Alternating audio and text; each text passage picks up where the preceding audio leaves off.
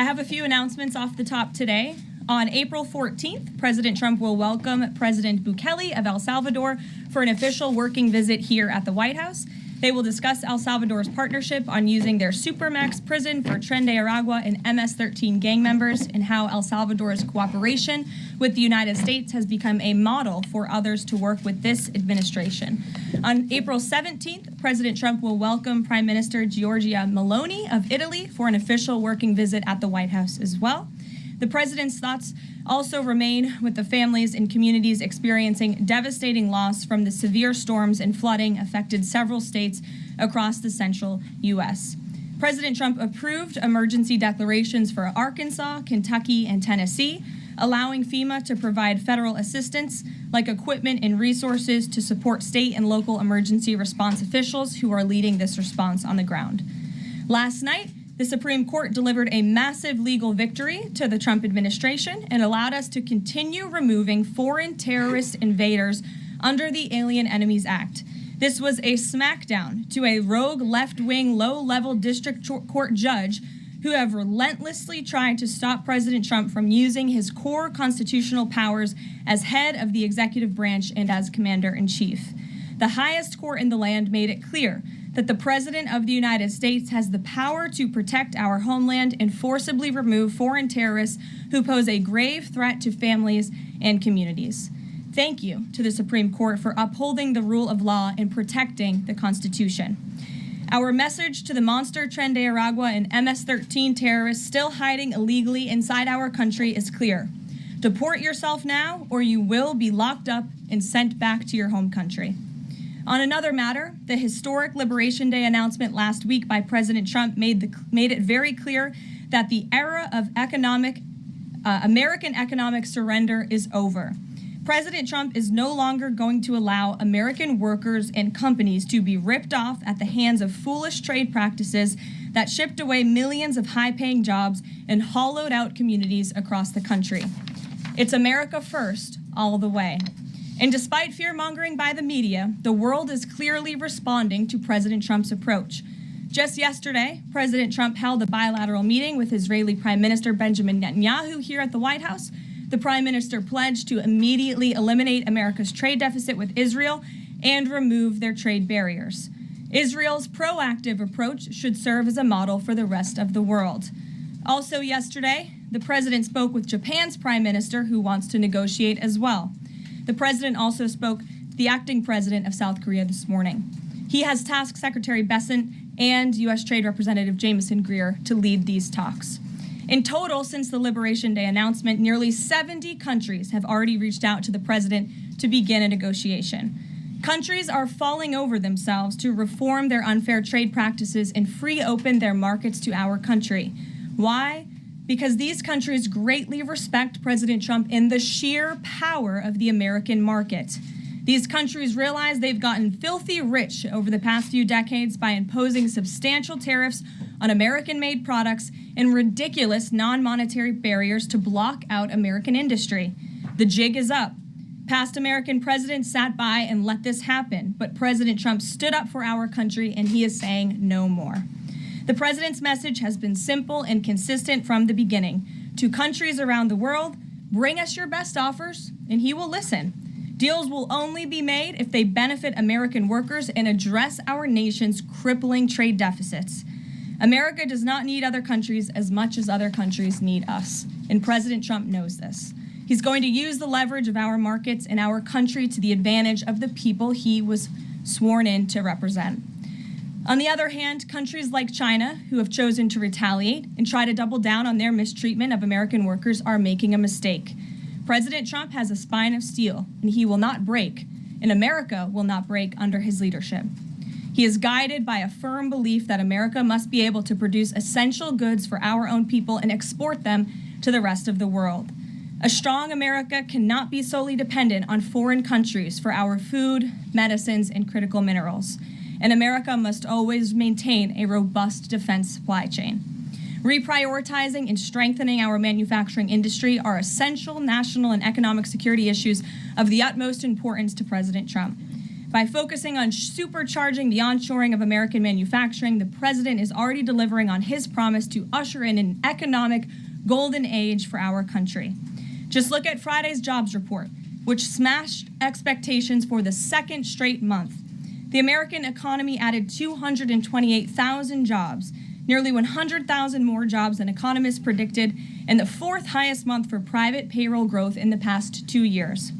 There was also a sharp increase in transportation, construction, and warehousing employment. And in just 11 weeks, President Trump has secured more than $1.5 trillion in private sector investment. This is $500 billion more than Joe Biden secured in his entire term. This record-breaking private sector investment will create roughly 350,000 American jobs and counting. If you add up all of the investment pledges from foreign governments, President Trump has secured an incredible $5 trillion in total investments already. In the months ahead, President Trump's pro-growth economic agenda will be fully realized. The largest deregulatory effort in American history is underway. Unnecessary, burdensome, costly red tape is being eliminated by this entire federal government every day, driving down costs and massively boosting small businesses.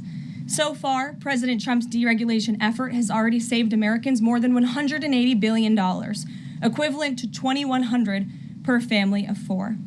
The president's drill baby drill energy agenda, which he will discuss later this evening in the East Room, is capitalizing on the abundance of natural resources under our feet to generate more affordable electricity, cheap gas, and quality new jobs. All of this will combine to end the Biden-imposed cost of living crisis that's absolutely crushed American families. Under President Trump, the American energy industry will lead the globe over the next century, delivering lower prices and significantly strengthening our country's economic position. At the president's direction, Republicans in Congress are working quickly to pass one big, beautiful bill, which will also include the largest tax cut in American history. As President Trump has said, the House must pass this budget resolution quickly. Here in our new media seat today, we have Jasmine Wright, the White House reporter for Notice. Notice is a nonprofit and nonpartisan news site which launched in early 2024.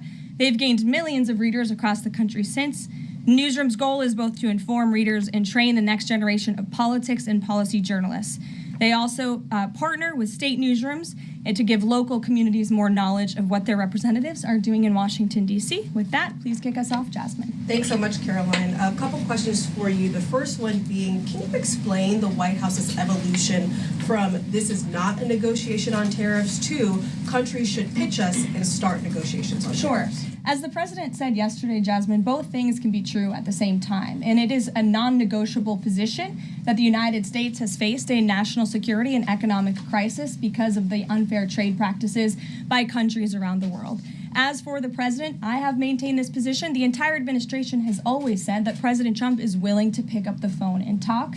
And the president met with his trade team this morning, and he directed them to have tailor-made trade deals with each and every country that calls up this administration to strike a deal. And listen, and each and every one of these trade deals should be tailored and unique based on that country's markets, based on that country's exports, the imports here in the United States of America. What makes the most sense for the American worker and for our industry? The president is focused on putting America first. So was the evolution not factored in or determined by kind of the tumult in the stock market? Was that not a part of the consideration to start making these negotiations and deals? Again, I would reject that there was an evolution. On day one, we had said that the president will always pick up the phone for other nations and other companies that call this administration. The president always has a listening ear, and it's a non-negotiable fact that America has faced a national security and economic crisis for many decades, and President Trump is just the first to address this. And then my last question, how will negotiations change how much revenue the White House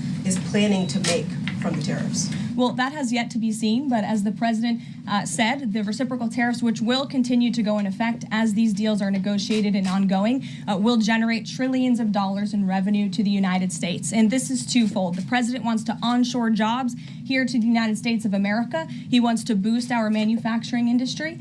He also wants to tackle these crippling deficits with almost every single country around the world. Jackie. Thanks, Caroline.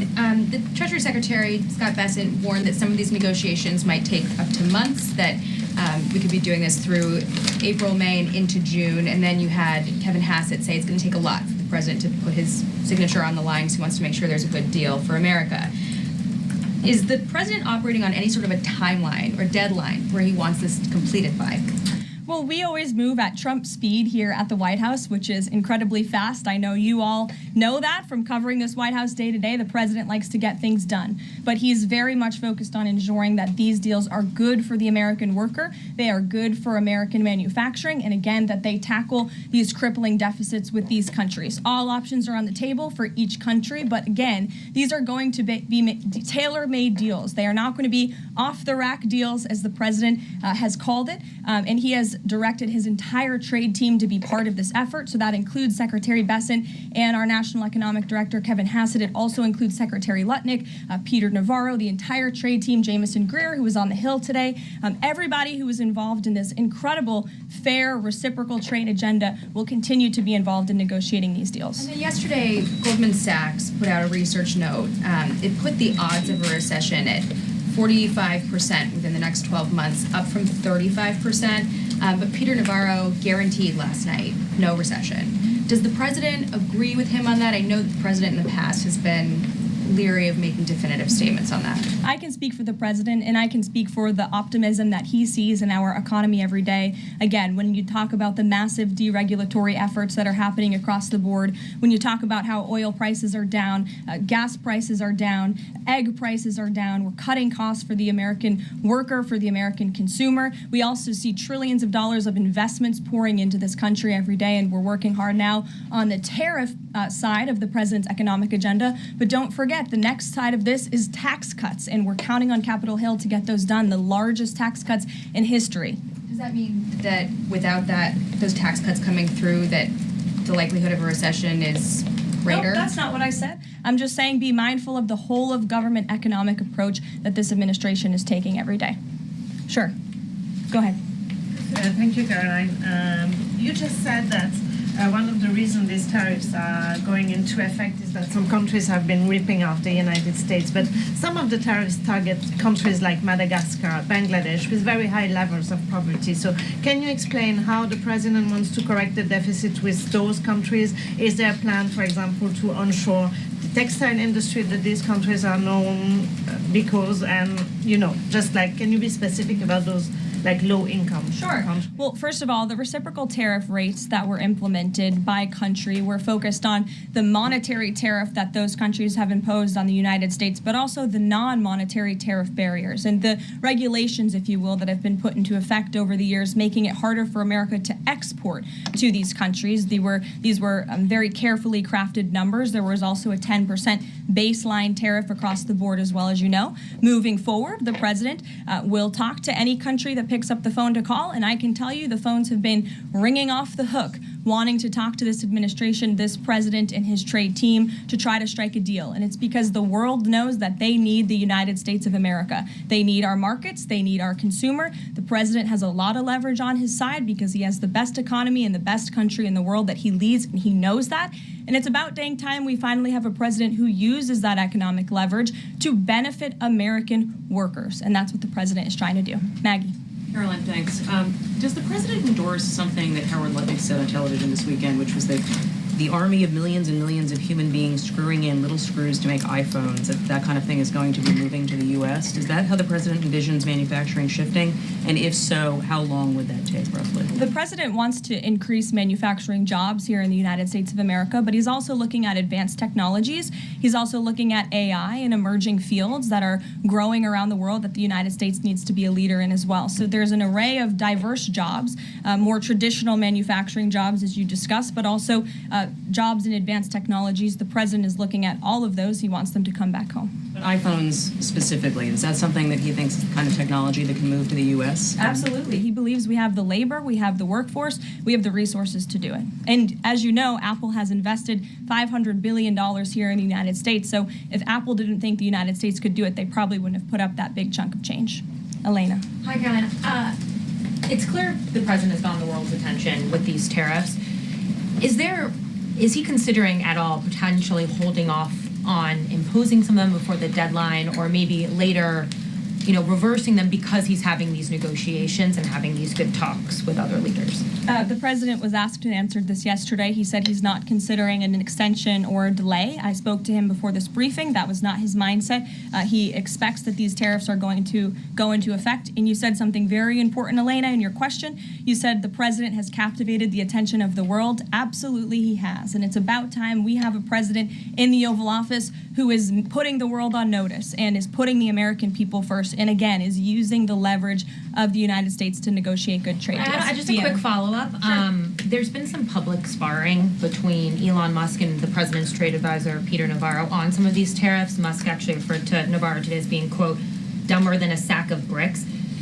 Are you at all, or is the administration, the president, all concerned that this is maybe impacting the public's understanding of these tariffs? It might be messing with the message on it? No, look, these are obviously two individuals who have very different views on trade and on tariffs.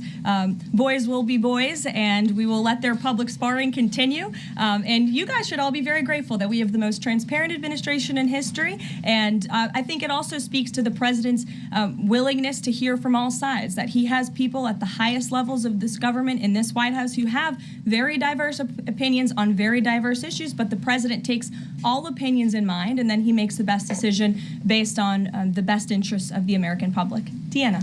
Thanks, Caroline. On Truth Social today, Trump was talking about one-stop shopping talks with foreign leaders, bringing leaders to the U.S., to Washington, and talking to them about tariffs, but also other topics.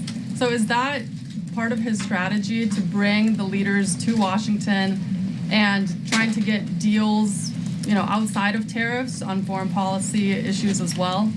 I think the president, again, is going to have a custom, tailor-made approach to each and every country. And if that means discussions of foreign aid, of our military presence in these countries, how those troops are paid for, come to the table, that could be part of the negotiation in these economic negotiations. But it's the president's economic team who will be leading these. These are tariff and trade negotiations. And yes, they will be one-stop shopping for each and every country. They will be, as the president said again, tailor-made, not off the rack, to each and every country based on America's needs. And can you confirm? Hey, how are you? Thank you so much. Good. Kara from Lindsay TV. So President Trump has designated Tren de Aragua as a foreign terrorist organization and deported its members while also moving to restrict Venezuela's oil exports.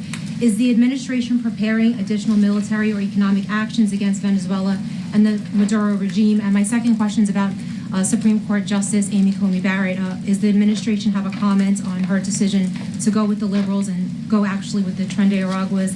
This is the same justice that actually sided against January 6th hostages last year. So is the administration have a comment? Are they disappointed in Supreme Court Justice Amy Coney Barrett? To your first question, I don't have any actions to read out in terms of Venezuela. The president has imposed secondary tariffs on the Maduro regime and on Venezuela in the form of oil, which is obviously going to have a crippling effect on the Maduro regime, and that's the intended effect of this administration. As for the justice you mentioned, as for the Supreme Court, we've made our feelings very clear. We believe this was a massive victory. Certainly, we wish this was a 9-0 decision because we firmly believe that the president was well within his constitutional authority, and the Supreme Court made that very clear last night, and they put Judge Boasberg in his place. We called on the Supreme Court to rein in these judges who are acting as judicial activists, not real arbiters of the truth and the law, and that's exactly what we saw the Supreme Court do yesterday. Christian. Thanks, Caroline. Now that the president's reciprocal tariffs are here, going into effect tomorrow, what's the status of the ERS? When will they actually start collecting revenue? And will that be nested under CBP or somewhere else entirely? It's something Secretary Lutnick has taken up, so I defer you to the Department of Commerce, but it's something that he and the president believe quite strongly in, and it's a promise that they intend to keep to the American people. Real quickly, can you explain why the president opted to send Secretary Hegseth to the dignified transfer last week instead of attending himself? Sure. The Secretary Hegseth was there to represent the administration. The president has expressed his condolences to these families, as have I from this podium. Shelby. Thank you. The president's trade representative this morning told senators that the president does not intend on carving out exemptions for products and companies when it comes to tariffs. But would the administration consider changing that stance should bankruptcies begin among U.S. companies who are dependent on China trade? I won't get ahead of the president on any exemptions or his decision on that. I will leave that to him. But again, we're looking at this country by country and based on the needs of the American people and the American workforce. And one more, can you walk us through how this specific tariff plan was decided on and which advisor came up with it? The reciprocal tariff plan? Yes. It was a plan that was discussed by the president's entire trade team over the course of many, many meetings, and the president ultimately decided on which way to go. A few proposals were given to the president. There was debate and discussion, and the president made his decision. And as you've seen very publicly, the entire trade team is on board with this plan and the negotiations that will ensue because of it. Sure. Caroline, on Iran, and given what's going to be happening on Saturday, what exactly is the current administration doing to stop Iran's funding of terrorist aggression worldwide that the previous administration wasn't doing? Well, first of all, when it comes to Saturday, I won't get ahead of the president. He has said there will be direct talks with Iran on Saturday. I won't further any details from this podium for obvious reasons, security reasons. It will, provide an update as we always have. However, when it comes to Iran, the president has reimposed crippling sanctions on the Iranian regime, and he's made it very clear to Iran they have a choice to make. You can strike a deal with the president, you can negotiate, or there will be hell to pay. And as the president said yesterday, if they don't choose to move forward with diplomacy and a deal, which is the direction we do see them headed in, there will be grave consequences to pay. To the back row. Thank you, Caroline. On the president's threat yesterday on social media to increase tariffs against China by an additional 50% in response to their retaliation, has he signed anything in terms of an executive order, any documentation around that? Will that additional 50% go into effect tomorrow? They will be going into effect at 12:01 a.m. tonight, so effectively tomorrow, yes. Work on that today? Of course, as always. To the gentleman in front of you, because that's who I originally called on. Go ahead. Over the weekend, President Trump said that he would be willing to have U.S. citizens deported to El Salvador with the cooperation of President Bukele. How would that work legally, and how many people would potentially be available for that operation?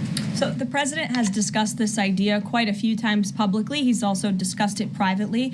You're referring to the president's idea for American citizens to potentially be deported. These would be heinous, violent criminals who have broken our nation's laws repeatedly. And these are violent, repeat offenders in American streets. The president has said, if it's legal, right? If there is a legal pathway to do that, he's not sure. We are not sure if there is. It's an idea that he has simply floated and has discussed very publicly as in the effort of transparency. Reagan. Thank you, Caroline. There's been more reporting coming out now about President Biden's decline while in the White House. Is the White House considering releasing the audio of Biden's interview with Special Counsel Robert Hur to the public, which the former president had previously blocked? I don't have an update on that, but I can certainly check. I think the American people would be quite interested to hear that tape, but I'll double check on the release of it. Thank you. Michael. Thank you, Caroline. On Saturday, during meetings with Iran, President Trump says high-level officials will be meeting directly with Iranian officials. We're hearing some pushback from Iran now saying those talks will be indirect. Can you clarify? They will be direct talks on Saturday, and I won't get ahead of the president on any further details. Jennifer. Yeah, two things. On the Israel tariffs, can you give us an update on the discussion on relaxing those tariffs? And then I had another question about the Doge team after that. That discussion is ongoing. I don't have any definitive details to iron out for you here. And then the president on Thursday told us that there was an incredible discovery that the Doge team had made. He called it horrible and incredible. Can you reveal that yet? Give us details on what it was about? There has been a discovery. I hate to leave you hanging on a cliff, but I don't want to get ahead of the president on that. But I can confirm there has been a discovery. It's just not quite yet ready for release. Sure. Yeah. Go ahead. Caroline, thank you. I was calling on the young lady behind you, but I'll come to you after, Ed. All right. Not discriminating here. The president is meeting today with House Republicans. Can you say who is in that meeting and his message to Republicans that are skeptical of the Senate-passed budget framework? Sure. The president will be meeting with Republican lawmakers today here at the White House to talk to them about the framework that the Senate passed. The president was very quick to put out a statement about his support for the reconciliation package that the Senate passed, and he is counting on House Republicans to pass it. The Republicans received an overwhelming mandate from the American public to govern. We have an extraordinary opportunity. There are key promises that the president made to the American people in this bill: tax cuts, securing the border, deregulation, unleashing the might of American energy. These are good things for the American people. The president wants to see this get done, and that's why he's engaging with lawmakers today. And just a quick follow-up on tariffs. Kevin Hassett said today that the administration is prioritizing talks with Japan and South Korea, other trading partners. Are there other countries on that list that you guys can name publicly that you're having serious discussions with? Sure. As you have heard from various administration officials, myself included, there have been nearly 70 countries that have reached out to the administration last time I checked. But again, I hear the phones are ringing off the hook. There are foreign leaders who want to fly to Washington tonight and get on a plane to negotiate with this country, which shows you the leverage that the president is using. It shows you the rest of the world needs the United States of America to do business with. Israel, obviously, yesterday, you heard a public statement from Prime Minister Netanyahu. The president has detailed his calls with the leaders of Japan, in South Korea. We are going to prioritize our allies and our partners around the world first when it comes to these negotiations, and the trade team will be divvying them up again to make tailor-made trade deals around the world. Ed, go ahead. As promised. Yes, thank you. You mentioned the 70 countries or so. I'm curious, though, under what conditions at this point would President Trump talk to President Xi about tariffs? Look, I just spoke to the president about this, and he believes that China wants to make a deal with the United States. He believes China has to make a deal with the United States. It was a mistake for China to retaliate. The president, when America is punched, he punches back harder. That's why there will be 104% tariffs going into effect on China tonight at midnight. But the president believes that Xi and China want to make a deal. They just don't know how to get that started. And the president also wanted me to tell all of you that if China reaches out to make a deal, he'll be incredibly gracious, but he's going to do what's best for the American people. So China has to call first? The Chinese want to make a deal. They just don't know how to do it. But the president will be implementing these 104% tariffs on China tonight. And under what conditions might he consider lowering tariffs on China at this point? It would be imprudent of me to tell you those conditions here from the podium. Sure, Gabe. Thanks, Caroline. With regards to the Supreme Court ruling on the Alien Enemies Act, you're right. It was a win for the administration, but the justices also said that deportees are entitled to due process. Does the administration agree with that? That's not quite true, Gabe. They said that they are entitled to a habeas petition, and we are going to continue to comply with the law, and we are wholly confident that every single person that has been deported under the Alien Enemies Act, every person that will continue to be deported under the Alien Enemies Act qualifies for that deportation. NBC News is reporting that the administration is considering drone strikes on drug cartels in Mexico. We're citing several officials. This morning, Mexico's president was asked about that, and she said that we reject any of those actions. Your response? I saw that reporting. I don't want to confirm it from this podium. I don't want to comment on it because I'm not sure, but I would defer you to the National Security Council. So you haven't confirmed the report, but with Mexico's president saying that she rejects any of that, what would your response be? How is the relationship then between Mexico's president and the White House right now over targeting drug cartels? Well, first of all, the relationship between President Sheinbaum and President Trump is quite good, and I think both world leaders would tell you that. The president has been engaged directly with President Sheinbaum on a number of different topics, particularly when it comes to clamping down on the Mexican drug cartels, on clamping down on illegal immigration, human trafficking, drug trafficking through our southern border. She's taken significant steps towards doing that, but as for that specific report, again, I'm not going to comment. Caroline, two questions on trade. First, as a part of these negotiations, is it possible for countries to lower their tariffs below that 10% a bare minimum that's been set? Again, I'll leave that to the president to make those determinations, but I can tell you that 10% universal baseline will go into effect as these negotiations are ongoing. Got it. And then what is your thinking just as far as low labor cost countries? Like if you've got a country like Vietnam that wants to negotiate, but obviously they have some advantages in terms of trade, in terms of the people there are not paid as much as American citizens. What is kind of the thinking? Can they still achieve a good kind of trade outcome with the United States? Well, again, you're right to point out that different countries have different labor markets. They have different skills, if you will, different resources, and the president is going to take all of that into account. His team will take all of that into account when they're negotiating these deals. I do just want to point out one thing, that the president, everybody in Washington, whether they want to admit it or not, knows that this president is right when it comes to tariffs and when it comes to trade. In fact, Democrats have long said that the United States of America has been ripped off by the countries around the world. They just don't want to admit it now because it's President Trump who is saying that. In June of 1996, Nancy Pelosi spoke on the House floor. She urged her colleagues at the time to fight against the status quo trade policies that had contributed to America's trade deficit with China. In fact, Nancy Pelosi said, "How far does China have to go? How much more repression? How big a trade deficit? How many jobs have to be lost for the American workers? How much dangerous proliferation has to exist before members of this House of Representatives will say, 'I will not endorse the status quo'?" Those are the words of Nancy Pelosi in 1996. Well, President Trump is finally answering her call 27 years later. Nancy Pelosi can thank President Trump today for the 104% retaliatory tariff that will be going into effect on China. In 2007, Chuck Schumer spoke of our nation's crippling trade deficit, saying, "These are the kinds of records the American people don't want us to be breaking. The administration needs to move beyond words, take action now to reverse a trend that threatens our prospects for future economic growth."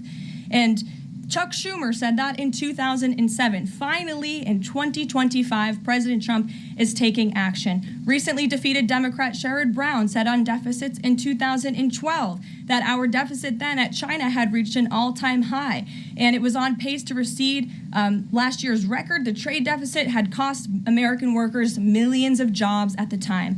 These are the words of Democrats years ago. It is about time America finally has a president who is taking action to restore those millions of jobs back to the United States of America, to boost our manufacturing industry. He's doing what's right for the American people. It will take a lot of labor. It will take a lot of effort. That's exactly what the American people elected this president to do.